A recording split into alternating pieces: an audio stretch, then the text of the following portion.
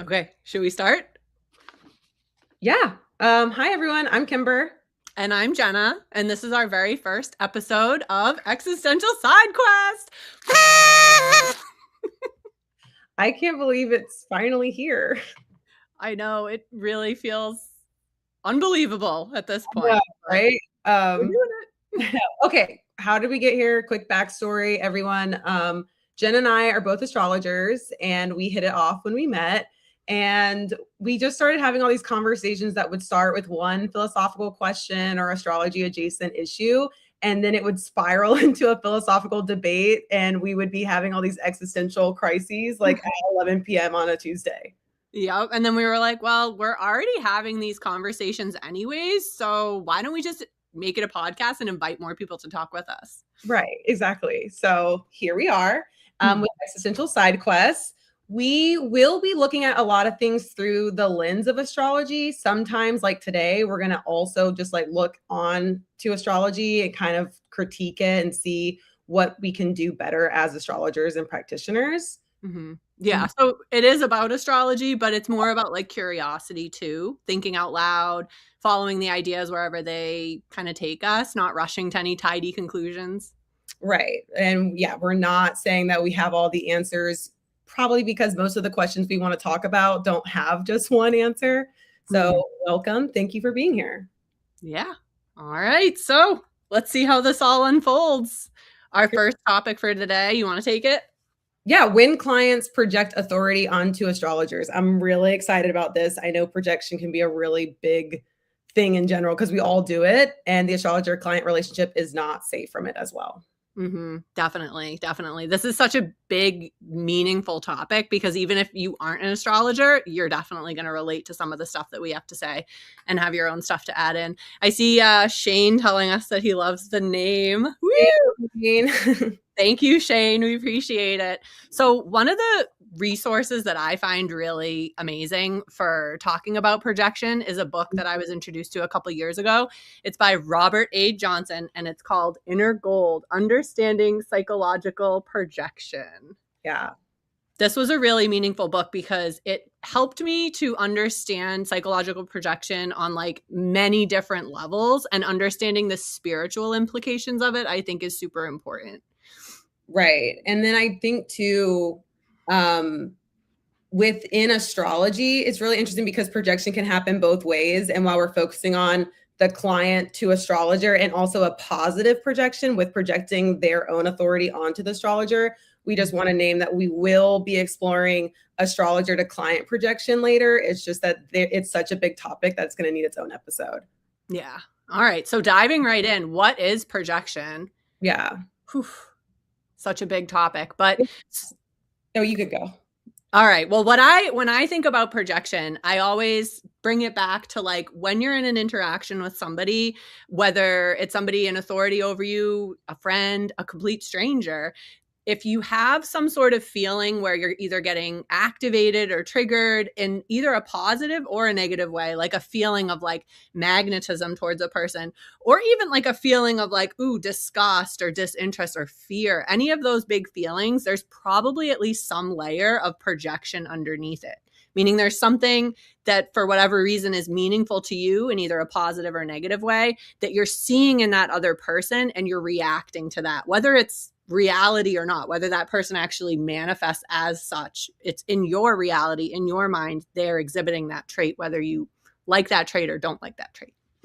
Right. And like, I like that you're saying it's like you're transferring or shifting something about yourself. And I feel like we talk about projection in a more negative light more often. So sometimes it's like maybe undesirable traits or undesirable thoughts within ourselves that we're putting on another person. But when we're thinking about positive projection, it's something that we don't see in ourselves. Like maybe it's like we're projecting our empathy or our generosity onto this other person. And it's like, but you have that, or you're like, and that's where we start to idealize this person because they're something that we're not, but we actually do have those positive things within us as well. Yeah, that's where the term inner gold really comes into play, because it's something that's your gold. It's inside of you, and you just might not recognize that or realize that yet.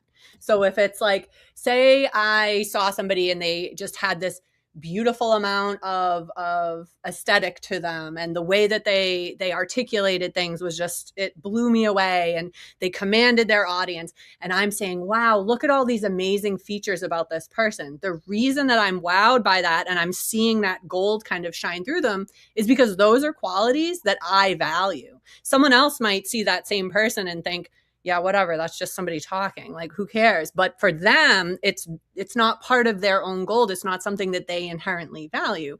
And where the projection comes into play is that this becomes something that, you know, I value and I would love to step into. These are traits that I find admirable or valuable, but for whatever reason, I don't feel that I'm ready to embody them yet. So I'm out there in the world seeing it in other people first, seeing those examples of how those traits can show up.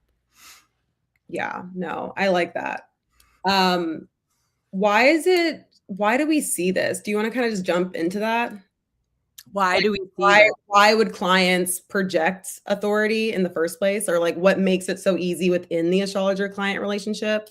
Yeah, definitely. So one of the things that I think about this is a lot of times when people are coming to an astrologer, it's just like they're going to any sort of spiritual person.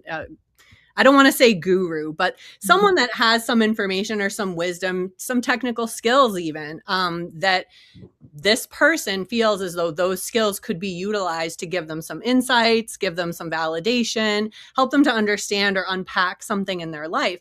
So when the client comes into their session with the astrologer and they see the astrologer so easily pulling apart the chart or finding different areas where there's potential, you know, pitfalls or challenges in the journey, as the astrologer starts to point these things out and suggest different ways of either remedying or acknowledging these things in ourselves, or other planets that could be helping, other behaviors that could be helping, it could feel to the client like, whoa, this person has so much insight and wisdom and it's so personal to me. When the astrologer reads the chart to the client, those higher archetypes of the energies that the chart is expressing could essentially serve the astrologer like they're like cliff notes to understanding the depth and intensity of this person. So when the astrologer can read that chart and kind of have these notations of like, well, I know they're going to value this, like this person's really going to value peace and serenity because they have Venus and Taurus. So if I start playing up like, hey, peacefulness, serenity, how do you restore balance in your life? Where do you create structures in order to feel into the calm, serene nature that brings you back to base zero? The client might see that and be like, whoa, you so eloquently just pulled something that's so near and dear to me and are expressing it in such a clear way. That vision for the client of seeing that value, that inner gold expressed so well by their astrologer, this could make the relationship potentially really prone to projection, because the client then sees that astrologer as almost an authority on their own truths. Right. Like a reading is super, super intimate and it's like very sacred and you can feel very seen. And sometimes feeling seen can switch into, oh, you must know me better than you know I know myself. Right. Mm-hmm. And then it's like I'm starting to just ask the astrologer the questions instead of bringing in my own lived experience and being able to ask them questions, or not being able to ask them questions, being able to share what my experience is with my chart in that time. Mm-hmm. So that makes a lot of sense. What placements, or like when you think about a chart, this feels very Pisces, but not just like everyone projects. So I'm not saying like, oh, this person's going to project and then this person isn't, but like Pisces energy with like the boundaries dissolving, and also being idealized or put on a pedestal, or also being able to romanticize or idealize a person as like an authority. But what do you think? I definitely can see Neptune and Pisces playing into this. I'm thinking of my daughter with a Pisces dominant chart, her 5 placements in Pisces, and the amount of times that she doesn't really see where she ends and someone else begins, and she'll project her values out onto somebody else. But I also think, and this might just be the lens of my own chart, that both Gemini and Cancer have it in them to do a lot of projection. Gemini, simply because of the duality that it really wants to function in. I'm here, you're here, let's compare and contrast in order to see where we're different, where we're the same, where we can grow, where we can help each other.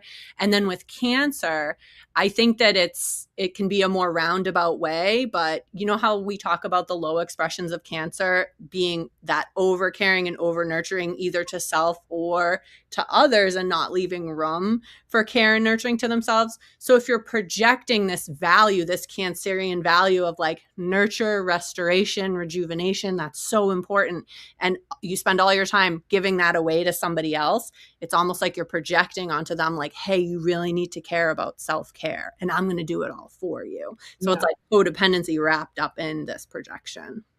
I like what you said about Gemini, because that made me start thinking about Mercury squaring the nodes. Like if we're thinking from an evolutionary astrology perspective of if you felt voiceless in a past life, you might be more willing to give away your voice in this life as well, or thinking like someone, or kind of doubting your own intelligence or ability to make decisions in your life. So I do like that Gemini being brought up, for sure.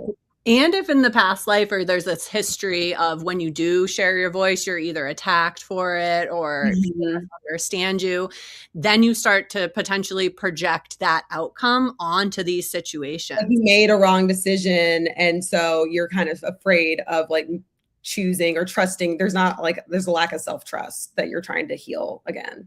Yeah. And if you're going to so the value there becomes like having an awareness, having that trust, having that certainty. And when you see it in the people that are correcting you, it's like you're giving your inner gold away there. You're saying, oh, this person is able to see the truth. This person is able to stand in their version of what is. And I really value that, but they have that and I don't. Right. But that's kind of like the trick of inner gold, is when it's not a conscious projection, when you're not aware that you're projecting it, and then you put this person up on a pedestal. You start saying like, oh, this is my guru and I can't outgrow them. They have something that I value and I want, but I could never have. Right. There's an interesting quote in this Inner Gold book. I'm kind of obsessed with this book. Okay, I want to hear it. No, I love that book too. It's so good. So it's on hero worship, this chapter. And it says, hero worship projections is this placing of my own potential onto others. So in that Mercury example, it's like, yeah, you do have the potential to stand in your truth and to speak it and to say it out loud and to be okay with the audience's reaction. But for whatever reason, you're not quite sure that you have that yet. So you're projecting that value. You're seeking that out in other people. Oh, that person can actually do it. So I want to stand near to them because they just have all this wisdom and I really want to learn through osmosis. But the truth is you actually have that wisdom inside of you. You just haven't tapped into it yet. Right. No, that kind of reminds me of when someone's son is starving too, because if I don't know who I am, or if I don't see that, like that sun in me, I'm going to kind of be attracted to people and fall into the orbit of their sun. So I love that. And also I could see that with someone with like an 11th house stellium, if it's not being like navigated properly yet, it's just because that 11th house needs direction or a vision. And so if you aren't clear on what your vision is, it's a lot easier to kind of get swept up in somebody else's. Yeah. It's interesting because they talk about how in different cultures, in this book, they talk about that, how in different cultures, there's other ways that they kind of embody this projection. And in India, it's like an ancient tradition of saying, would you represent an incarnation of God for me? That's really what we're doing. It's God is as representing, not like in a religious or anything realm, but more in the realm of like this infallible, very learned, very developed figure. Could you, and in India, they're saying, could you represent God for me and, you know, be the incarnation of it so that I can lean on you? And what ends up happening is the person will say yes, but it's a very conscious shift. It's a very conscious role that they're navigating. And there are rules that come with this. For instance, the person who's making this if the recipient says, yes, I will do this, there's no more requests after that. There's no bothering them for information. There's no rushing them to do anything for you. You're simply there to learn at their feet and recognize that whatever it is that you found so valuable in the content of their character, you're just there to witness, observe, and really learn from them in an experiential way. Because what happens as you grow as an individual within that relationship and within the proximity of that person that you're asking to be the incarnation of God for you is you end up recognizing that value in yourself, and you go from this kind of, I know we were going to talk about houses with it, but you go from this kind of sixth house relationship, like, will you be the incarnation of God for me? Yes, I will. And as this person starts recognizing their own inner gold, they actually come to this peer level. And that's a point that can be really tricky, because now this situation, this sixth house situation, isn't working anymore. It's moving into a seventh house situation. And when the guru is like, well, wait a minute, no, you were under me. And then, the disciple is like, well, actually, I feel ready to grow and expand within this relationship. There can be a lot of hiccups right there along the way too. I like what you're saying, because we're thinking, I feel like there's a tendency to normalize the hero worship within astrology or within divination in general. And the whole point, like the goal is that clients are able to leave with more clarity and like self-trust as they continue making choices. Like we don't want to take their agency away or where they become dependent on us.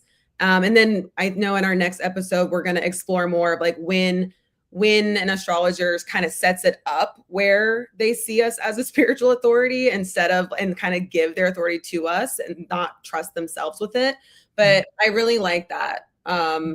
I do, there's some like balance with that of just like, because it's such a big deal and responsibility to hold somebody's gold or their authority for them, and understanding that it is supposed to be temporary, right?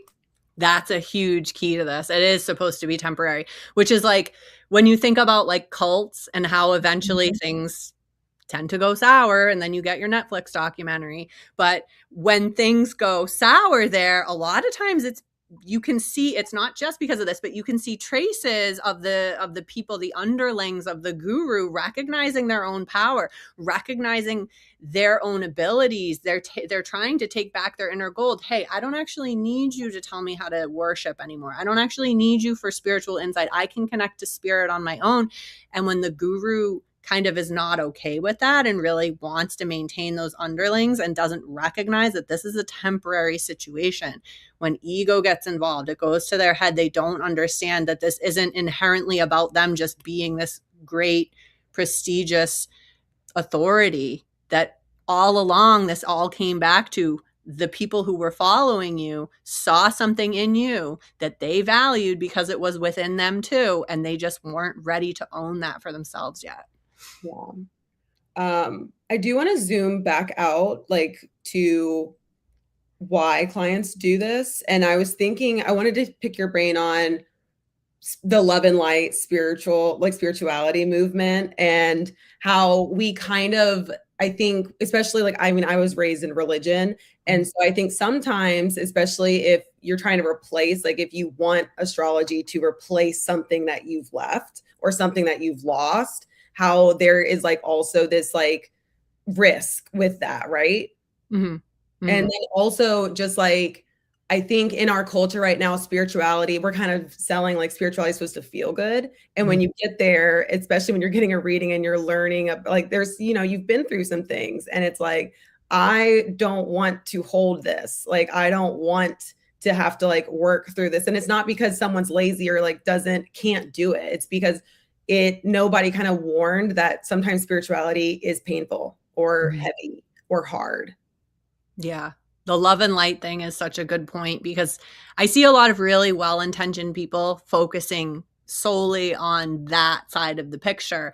And so much of our work here as humans is shadow work, is integrating that shadow. And it's not so much doing it in this shameful way or this secretive way. It's about learning to embrace that part of yourself and kind of not be affected by it. They talk about it in this book actually as well, the fact that like when you're able to be triggered by something, or in a positive way or a negative way, that actually shows within you something that needs to be worked on, something that needs to be resolved. Whether it's, you know, someone beeping at you at a red light and that throwing you off for the next 3 hours, or somebody holding the door open for you and you like can't help but be like, oh my gosh, like what a beautiful day it is. Like, this is amazing. Both of those experiences, like one is definitely more positive than the other, but there's more to unpack there. Like, why did having that connection with that person, whether they're beeping at you or holding the door for you, what was that actually bringing up with you? What values are actually being kind of pointed at or pinpointed by these behaviors? Do you really value compassionate communication, and that's why someone beeping at you is so triggering? There's a lot more to unpack in any of our interactions, is basically what projection tells us. Right. That just made me think of something. Like, if I'm kind of having this like spotlight, especially in a reading, on these things that like I'm learning more about why these things are triggering to me, or like what this projection that's happening, I feel like the astrologer can also seem like they can sit with my dark things, but because we're reading and we didn't experience their pain personally, when we're reading, it feels like we're able to sit in that darkness with them, but there's this like risk there of, oh, you can sit in it without being touched by it. And so I'm trusting you, and it's it's perfectly normal. Like, the things that I've lived through personally are going to be more touchy for me than someone who I'm reading when I'm reading their pain that they've been through. And so it's like, well, oh, they're clearly able to handle this, so I'm gonna they can stand in that darkness for me, and I don't really want to take that back. Yeah. So it's like there's really this, like what you're saying is making there's a need to be curious about like, why does this not feel good, even if it's like a honk, but it's just, there's also this resistance to want to be curious, and sometimes it's protection, like I don't want to go there, or I already know, or it's easier to intellectualize it, or to kind of, I think people want astrology to be this GPS versus a map, because the map has different routes. The map is like, I mean, and you can still get lost, and there's going to be other things, and the GPS kind of like takes out that free will or that choice. And I think too, it's just really important, which I know we'll explore more, the astrologer's responsibility, but just how important it is for us to understand that astrology is divine and magical, but we don't want to just like confuse that where astrology and the astrologer, there's like no space. Yeah. I know what you mean. It's interesting when you said astrology is magical and divine, and I'm like, but the astrologer is a human. Right. And we're interpreters, right? It's a trade. Yeah. Yeah, it's like we're more than equipped to deliver the message, but don't think that we invented that message for you. The universe actually had that message for you. And honestly, I always kind of like to tell my clients, like, you know this already.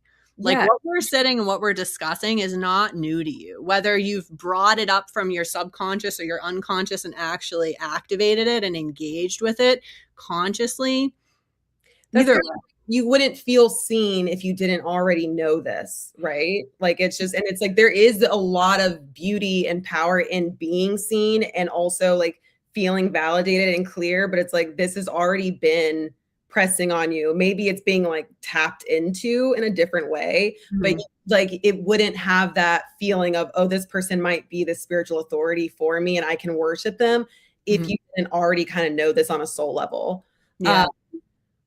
I really wanted to think about like when you were talking about the astrology being divine and like kind of repeating that, I was thinking about like the language that we use, like we say karmic and cosmic, and just it is magical language, and that's also very mythical, and that can feel very like that adds to when we're having these conversations, we're talking about a past life story and your soul and what your soul signed up to do. There's also, it's like kind of puts us on this spiritual pedestal. And so that's something we kind of need to be mindful of, is like, I like to kind of share, like, I'm not God. I don't like, I want to be very clear. Like, this is your chart. And just kind of like managing that boundary, because otherwise then we're kind of contributing to like that tendency for hero worship. Yeah. We're getting a lot of comments in the chat. I just want Yeah. to read some of them. First of all, our backgrounds are looking rad. So like take a moment to really take in the tapestries. Thank you so much. Some charts are super magical. Andy said magical humans, and that's so true. Yeah. That's an interesting kind of paradox there. I had a client that had Jupiter conjunct her sun in the 8th house. And I kept telling her, like, you are so psychic and you don't even realize it. And she kept kind of being like, but you're able to read this chart and just tell me things. Like, it's things that she was already kind of getting a download for anyways. But for me to point it out in the chart and kind of map it out for her, like, she wanted that more tangible technical validation. But then at the same time, it was almost like the projection was going both ways, because I was like, if I was as tapped into the universe as you, I don't even know if I'd care about astrology. Like, you're already getting all this information, but then other outlets for it. And I think too, it's just like, but there's also that projection of like not seeing her own magic and like her own gifts. And it's like, maybe you haven't tapped into them yet, but it's like that it's there. Yeah. And it's like, so what does that tell us? She doesn't so much value that claircognizance, clairvoyance that she has. What she's valuing is the technical skill of astrology. So her inner gold that she doesn't feel ready to hold yet, I trust her as an astrologer. She's learning a ton, and you know, she's never done anything that I don't agree with in astrology, not that I'm an authority on it or anything, but she's saying like, oh, I'm not ready to hold this gold yet. Jenna, hold this for me, because you have all these technical skills and are able to pull it out of the chart. And that's what I value. And as we work together, it was clear that, okay, she was learning, she was seeing me kind of embody that. And then at a certain point, the inner gold needed to go back to her.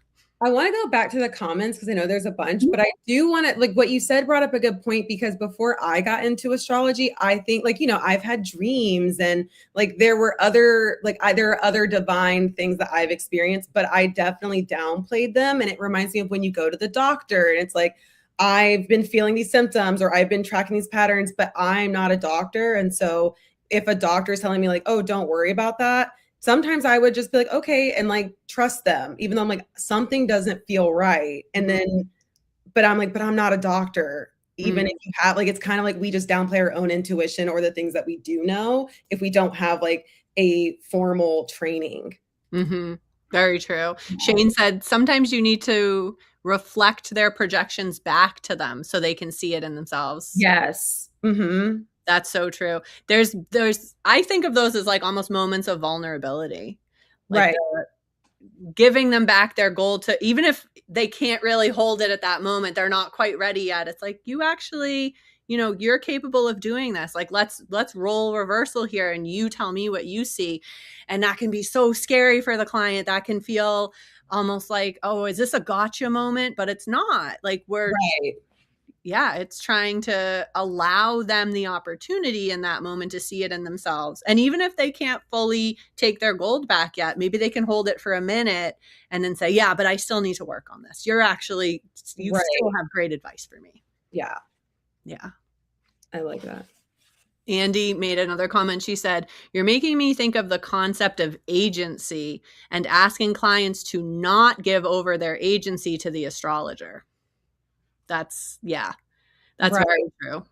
We were talking about this earlier with when clients are like, well, tell me what I should do. Like, they want a prediction. They want this like behaviorally based prediction. And can I do another book? Yeah, of course. In this book, The Changing Sky by Stephen Forrest, he's talking about the different levels where we can see astrology expressed.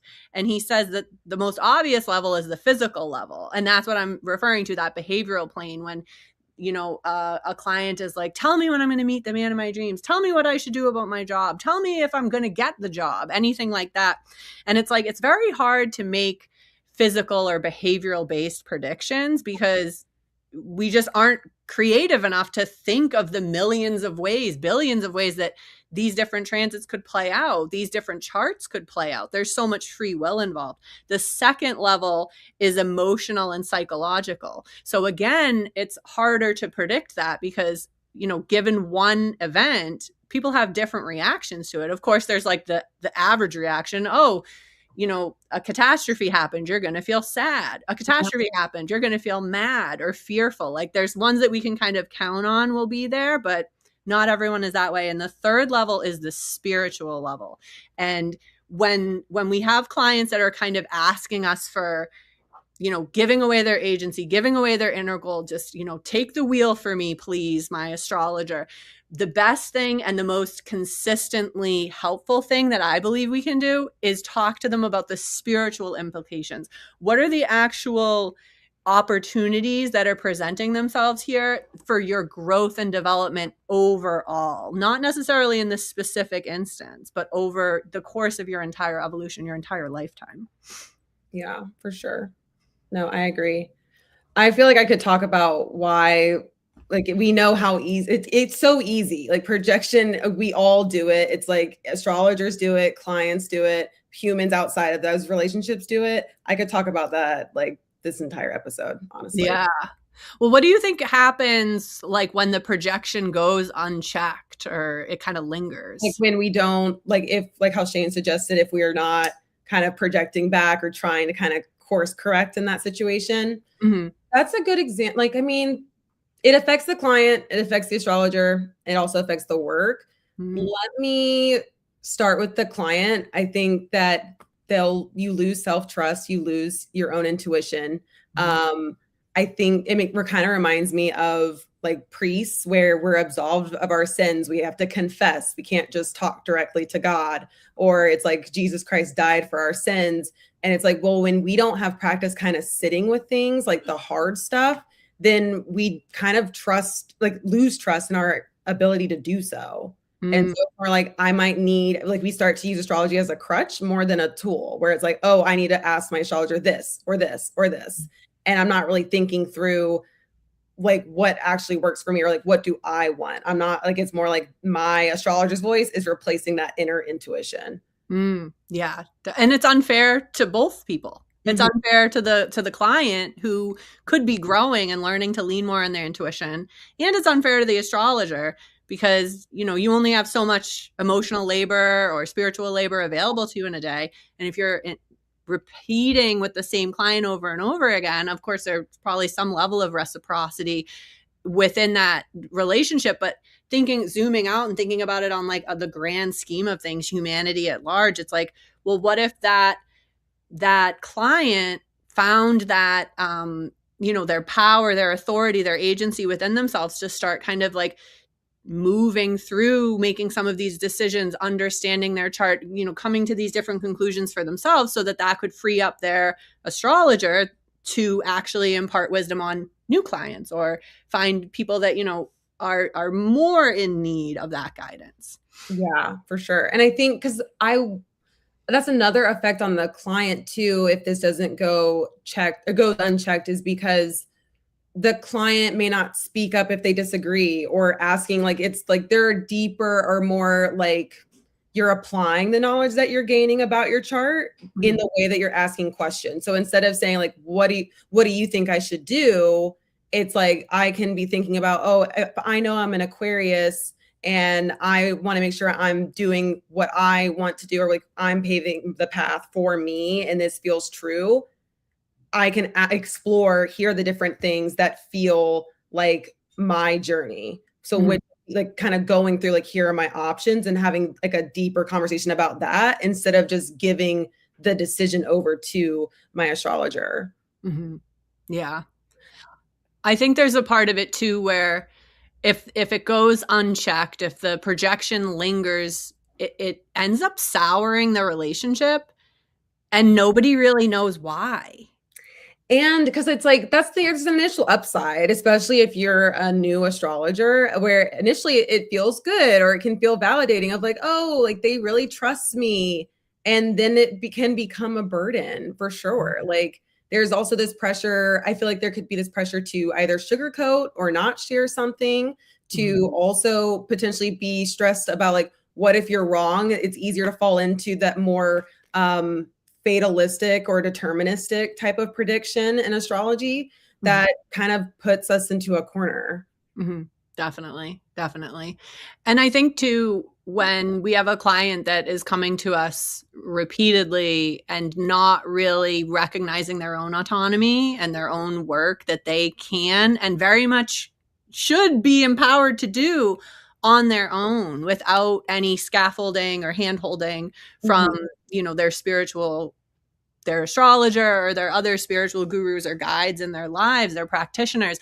And yeah, it can get to a point where maybe they get turned off of the whole thing because they feel so disempowered. It goes from just souring relationships with others, with these people that they're projecting onto, these people holding their inner gold, to a sour relationship with self because they really aren't acknowledging or tapping into their own gifts. Can we go there? That's like kind of explore, because I love that you said that, because it's making me think about in inner gold, how important it is. It's like maybe they don't have the name for it, but there's going to be a time when they're ready to get their gold back. And if we're just holding it, and especially if we're not even conscious that we're holding it sometimes. And if we're not consciously realizing like the point is to end the session by like giving that gold back and like letting them leave with agency, then that's when it starts to get like where I just feel disempowered because but I also feel like I'm still here because I'm waiting to get my gold back. So yeah, I want to explore more like, so what really is the astrologer's responsibility in the situation? Because it's the astrologer-client relationship. While we don't want them to project their own inner authority onto us, it's like we do have this skill of being able to read their chart, and then we're also giving them a service. So it's not like necessarily an equal like level relationship when you enter it. So what is the responsibility there? I think that it falls on the astrologer to stay mindful of the progress of the client and the progress of the relationship.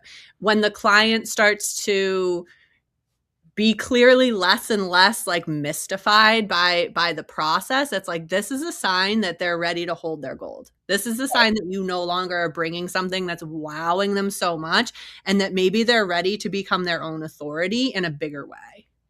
Yeah. And I think you can have a client that comes to you multiple times, and I feel like you can give them a little gold, even if they're not ready to hold all of it or take all of it by the end of the first session. I think you can give them something that it's like where they know that, like, I just feel like reinforcing that you can trust yourself, maybe sit and like think about, like, if you have this big decision or something comes up in that conversation, it's like, instead of putting your 2 cents, it's like, I think you should take some time to really like think, like, just let yourself sit with it and think about what feels best for you, but I can just think about like, if you're trying to come up with like a decision about whether to stay in contact with family or not. And it's like, let them sit with that or let them decide. And then before they just like come back and keep talking with you.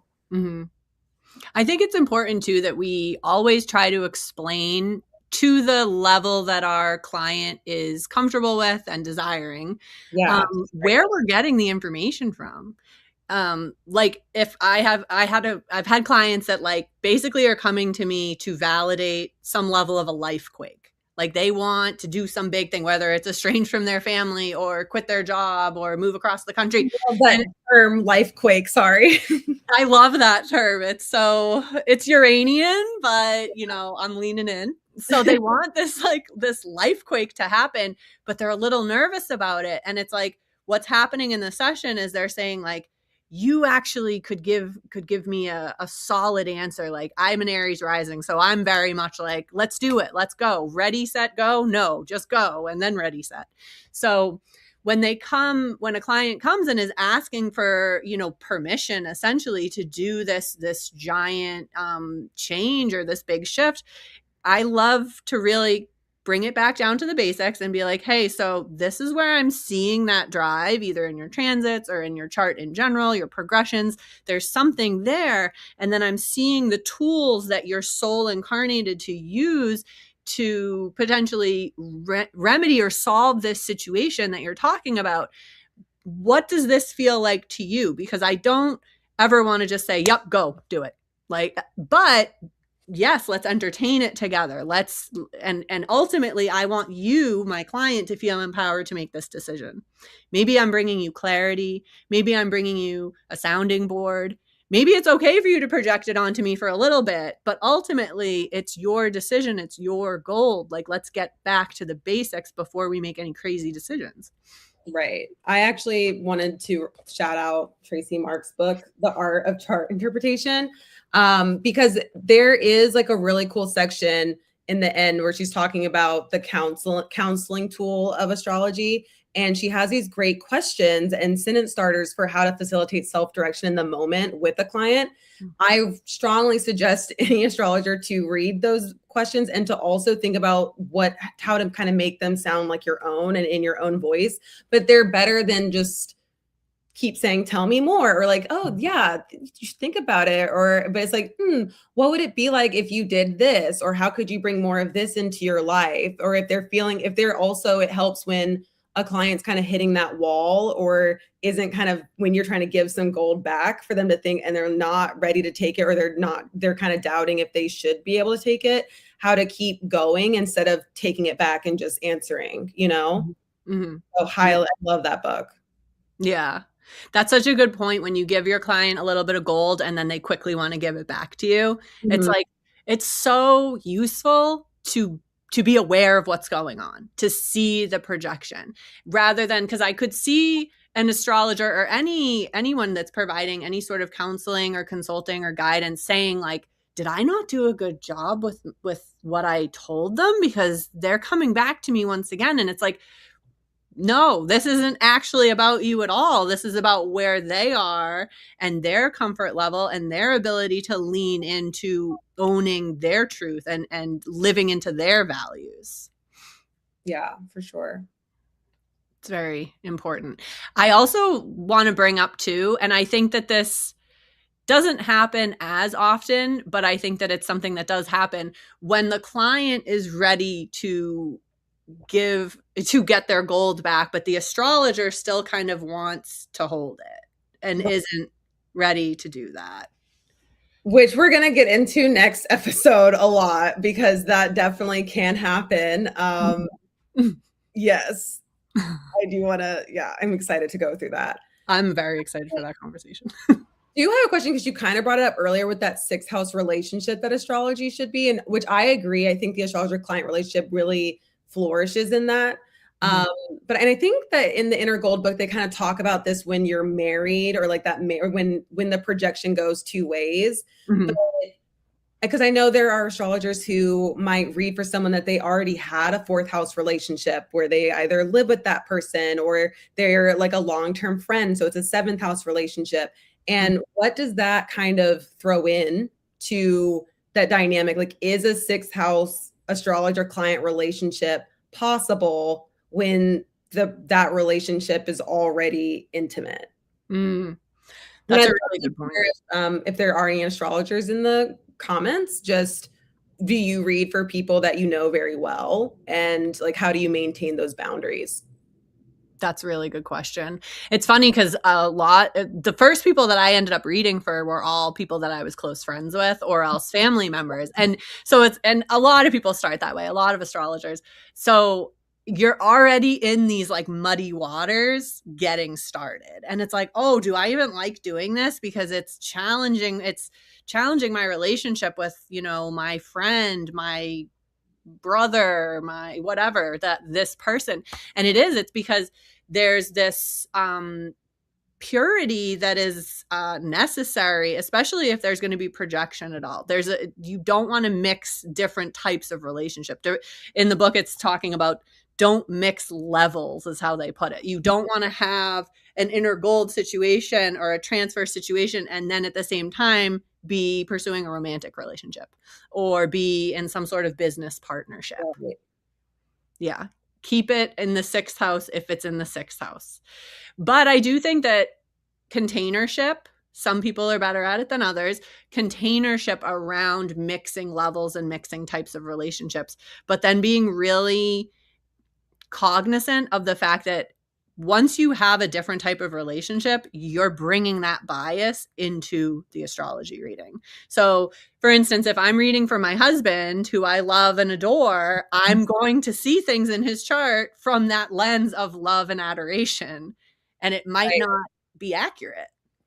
And it's like if they need to have agency about making life choices, it can be difficult potentially, not for you specifically, but to release that or like to facilitate that self-direction because their decisions do impact you or like you do have some investment in what the outcome is.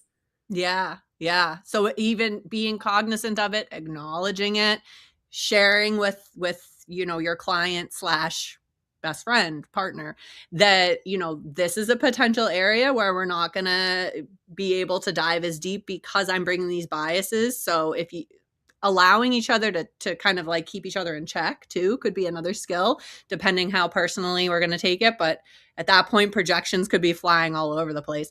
Shane commented in the chat that he has practiced readings on close friends. And then my partner and I don't do full-blown readings for each other, but we do watch transits to each other's charts to help prepare for things by leaning into whatever that transit's positives can bring. No, I love that. That is really nice. That's a nice bonding activity too. I also haven't done a full-blown reading for my partner because I think that it just can invite this weird dynamic, but I do monitor transits and we'll talk about little things. Yeah. Yeah. I don't think I could say I've done a full reading for my husband either. But again, yes, definitely with the transits or a quick little like, ooh, like you're feeling a little different today. You're being a little feisty or like, oh, you got low energy or high energy. I'm like, what's going on in your chart? Let's right. real quick. Oh, I like what Andy said of should clients that want to come back again and again be morphed into students? I mean, yes, I easily think yes. I think that's a 6th house relationship, right? It's like where we're more mentors and it's like where if someone wants to keep coming back and is like wanting to learn more and like become like this apprentice, that's appropriate. And I feel, which we'll talk about, I guess, next episode, because that kind of goes into not being ready to let go of a person, but it's where, if we want someone to have more trust and being able to like learn more about astrology, yes, they'll become more independent. And so they may no longer be a client over time, but then that makes room for new clients or people who are ready to talk with you. So I feel like if you're willing to understand that as a student, they will grow and may not need you in that same way. Mm-hmm. Something else that made me think of is how important it is for astrologers to have like groups or process groups with other astrologers. Because I think if you're navigating, especially if you haven't experienced it before in a client relationship, to be able to explore like how can I like maintain a boundary or like hearing from other people's experiences in like a safe container is really, really helpful. Yeah, I completely agree. And the idea of having that peer support when, you might be down on yourself one day, like, oh, that reading didn't go that well. Like I couldn't quite read what my client was thinking about, or they wouldn't share anything with me, or they seemed distracted the whole time. And just having other people to be like a sounding board for the good days and the bad days. Right. Yeah. For me, I found that whenever I'm like, oh, that reading went horribly, usually that's more my own stuff coming up. And then down the line, I hear from the person again and they're like, oh, I had that fantastic reading with you that time. And I'm like, what? I lost sleep for days thinking that, not really, but thinking that didn't go well. Right. But I do like morphing our clients into students as they come back more and more, because that to me is a clear sign that there is an inner gold transfer going on. They're coming back for more and more because there's something that they wholeheartedly value in what we're presenting. It's something that is within them as well. That to me is a clear sign, okay, I'm holding gold for this person and they really are invested in this. And this is something that's super resonant with them. It's important to them. So now I need to be mindful that I can pull them in and help them to get ready to take back their gold and then give them their gold. That's the student relationship, and then give them their gold. Oh, thanks, Andy. Especially with like just like with the magical humans, like helping them tap into that. That's such a good point, because it makes me think about how after, especially if it's a follow-up specifically on things that were talked about in a natal reading or in a year ahead reading, you can only have so many follow-ups before it's like we've kind of explored everything. And being able to offer tutoring or like to become a student kind of gives where that relationship can still continue, but it doesn't stay where you're fully dependent on the answers in your chart and not seeing that you can learn how to interpret them. Mm-hmm. And then once this hypothetical return client turned student starts having skills and developing a level of mastery, at that point, I'm like, okay, now it's time for you to find community, because I can be your friend, but like find people that are at your level so that you can grow together and kind of promote each other, like promote each other's growth, not necessarily astrological business, but it could go that way though. Right. Yeah. That's one reason why when I've had a lot of astrology readings from before I was an astrologer and even now. I love getting readings. I find that everyone has unique information to offer because our charts are unique. And that is the lens that we're interpreting through, is the lens of our chart. So what's going to come out of that? It's unique to that client practitioner interaction. So when I lost what I was going to say. It's gonna around. It's okay. I mean, I don't want to, so try to remember what you were going to say and just interrupt me. But I was thinking about just that, the Virgo humility. And that's what I love about getting readings from other astrologers still. I think every astrologer needs an astrologer, and to kind of be exposed to different types of astrology as well. Where I feel like you should be a lifelong student, and that humility is really important. And being able to support a client who's trying to project their authority, where it's like, sixth house, because, you know, I'm thinking about, we were talking about maybe ninth house is the relationship. It's like ninth house is more of like a God relationship, and where sixth house is really like our role as an astrologer is the service. Like we are serving them. They are not serving us. Like what we're getting out of it is being helpful and like supporting them. And it just like that mentor mentee is super appropriate, because I don't know, I've heard horror stories from like close friends who, when they're breaking up with a therapist, that it doesn't go well. I've had such lovely experiences where I'm like, you know, I think I'm ready to go on and like, or switch to a different type of therapy. And my therapist has always been very supportive of that, where it's like, the goal is that I don't need them in that same way. And they're really proud of me. And that feels very sixth house. Yeah.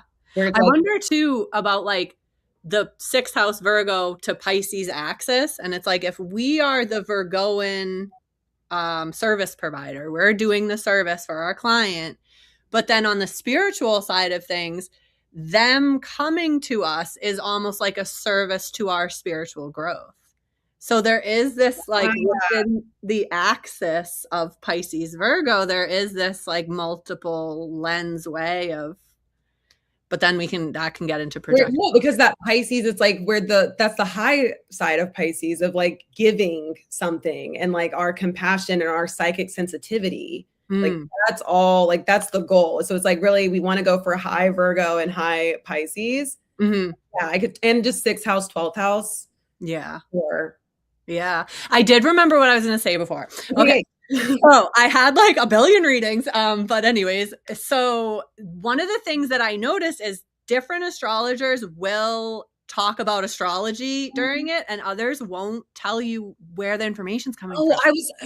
I was thinking that when you were saying something earlier. So I'm so glad you're bringing it back up. Okay, keep going. Yeah, how aligned. Yeah, because I remember getting a reading. I'm not going to slam anybody, but I wasn't a professional astrologer yet. Like this was years and years ago. And I remember being like, you're saying a lot that resonates, but I want to know why you're saying it. And you're not giving me any information. And this was there was no visual. It was like an over the phone reading. Okay. So I couldn't even watch the cursor move around.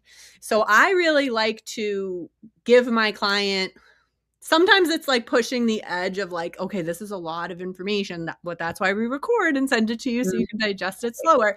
But so that they actually understand and see the tools. It's like the whole lead a horse to water, but like, or teach a man to fish. That's the one. It's like I'm trying to teach my client how to fish, how to do the astrology, even if they're like, oh, well, she was talking about the sun in different houses and everything has a different house. Let me just look at houses. Let me just start with that, like whatever resonates. So giving them that opportunity by actually engaging with real astrological technical information during the reading, not only interpretation.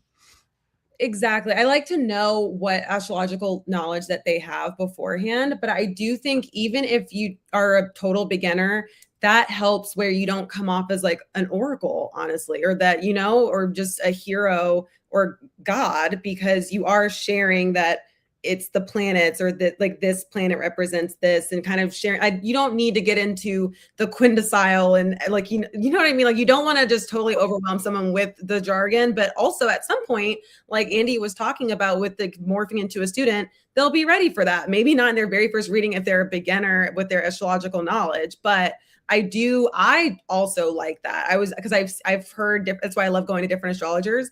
People approach it differently, or maybe the chart that they're showing doesn't have any of the aspect lines in it. It's like we all get to find what works best for us. But maybe it's the former teacher in me, but it's like I like to kind of explain like this is what these things mean. Like this is like this is this planet, all these things, like your houses, and even like just helping give them like a little cheat sheet of like what's going on, and then they can really engage and ask certain questions. Mm-hmm.